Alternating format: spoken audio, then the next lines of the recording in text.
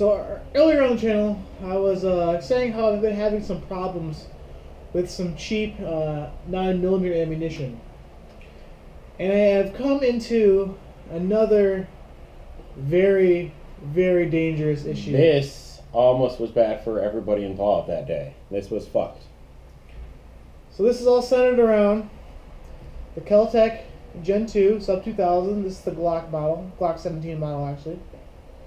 And the Independence aluminum 9mm. I'm not sure how well you guys can see that, but that's what it is. We'll get some close-ups here in a little bit. Yeah. So I'll kind of run down the scenario to you guys. So we were at a public range. I was shooting a little bit. There was a guy who, with his daughter, he wanted to kind of cut in the range and set up some targets for them to shoot at.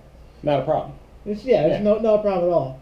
So I went to finish off my magazine, and as you know, the Kel-Tec doesn't have a last round bolt hold open, so it just all the way you know you're out is if you count them or it just goes click. Yep. So I was using, Were you using the 30? Yeah, the factory Glock 33 round magazine, and the Kel-Tec. It went click. Didn't think anything of it. Ejected the magazine, and then pulled the bolt back, and a casing fell out. So I thought it was a live round at first. So I looked down. Didn't see anything on the ground that would resemble a live round. There's a bunch of spent casings. And I looked in my magazine. I had 3 rounds left in my magazine. And we'll get a close-up on what happened afterwards. So I let the gentleman and his daughter go down the range, put the Kel-Tec up. I just happened to decide to not shoot the gun anymore. Luckily, none of us decided Luckily, to. I should have followed the rules of gun safety and checked my chamber for obstructions, but I didn't. We had that entire day. We've been shooting the Kel-Tec. We blasted a couple hundred rounds through it that day. Easily blasted a couple of down range there, and it performed flawlessly up until this one incident. Yeah, day. Exactly. Yeah. So when I got back to the house, I went to clean my guns like I usually would after the good range session. I fold my Kel-Tec in half, and I observed that. That is the projectile stuck in the chamber of the weapon. Notice I say chamber, because I had noticed something strange about this, and I'll give you guys some close-up pictures, throughout. Overlay. There is unburned powder on the base of the projectile. Yeah, on the base of that round, there is actual unspent. So there is powder in. I know the case had powder. I don't know if the powder did ignite, but this is where it gets me. You would think a squib load set off by the primer would push the projectile into the barrel. I can't put another. It is stuck. I can't put another round in the chamber. The bullet is sitting right on the edge. Yeah. It's chambered, like either A, when the primer got struck, it either just had a misfire or it was either didn't have enough powder in there. It was a really light load. No, what I'm thinking is the bullet had to fall out of the fucking case. It just fell out. Because yeah. if a primer set it off, it would have enough. It would push it forward. This is being set back into the chamber. Yeah. Like with a squib load, you'd be able to chamber around behind it. I can't chamber around behind this.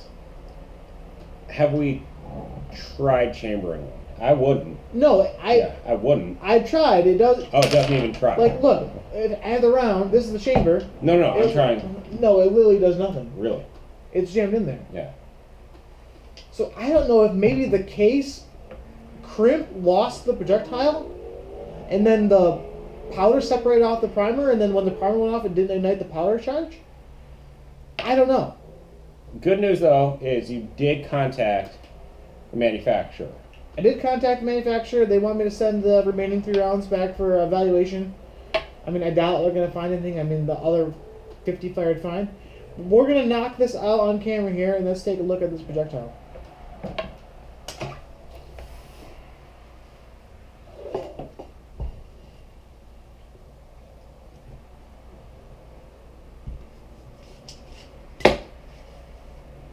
Just like that. Yep, got it out of there.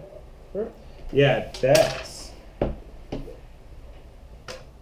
Holy shit. So here's the projectile. As you can see, there's unburned powder on the base of that. That is unburned powder. And we'll put stills up if need be, but yeah, that is. I mean, nothing on the projectile even leads me to believe it even contacted the rifling. There's no rifling marks. You can see where the case was. Yeah, you can see where the casing might not have just been crimped around it. I mean, nothing. That is like the most bizarre malfunction I've ever seen. I've never seen one of those before in my life. I've had one other squib load, and it was with my own hand loads actually. I must have messed one up, but it at least allowed me to chamber around, which I caught it before I fired it. But that is quite concerning that... Yeah, this powder is just loose on there. You can just scrape it. How a projectile would fall out of the case. I don't know why else you wouldn't be able... It would be stuck in the chamber and not, like, in the rifling, where you would think it would be. So I'm not sure. I mean, it's cheap ammo, but... That's a dangerous cheap ammo. This... Independence is starting to like worry, and I mean I know, I believe this is federally made, or federal premium makes this ammunition. I believe all the hollow points, Independence hollow points, are made overseas, but all their ball rounds are made in America. So yeah, let me know if you guys have experienced this before. I mean, I have never even seen this or heard of this before. Or anything similar to it, because this is a very worrying issue. Yeah, that's not okay to have separation. Yeah. Like that. Yeah.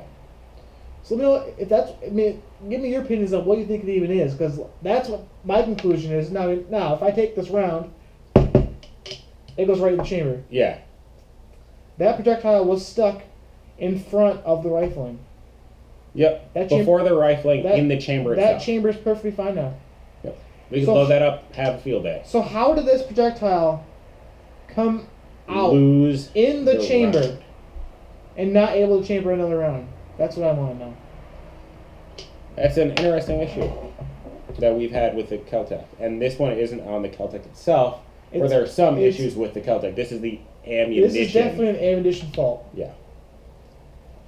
Garbage ammo going into a beautiful gun, causing almost. This could have been. I mean, it could have. I mean, I don't think it would have blown up because it couldn't even chamber. If you were to force chamber it in by slamming the bolt. I don't know. I'm glad I didn't. Let's say that. Alrighty, guys. Yeah, like we said, let me know what you guys think. And I'll be looking forward to see your guys' comments below. Yeah, it's going to be an interesting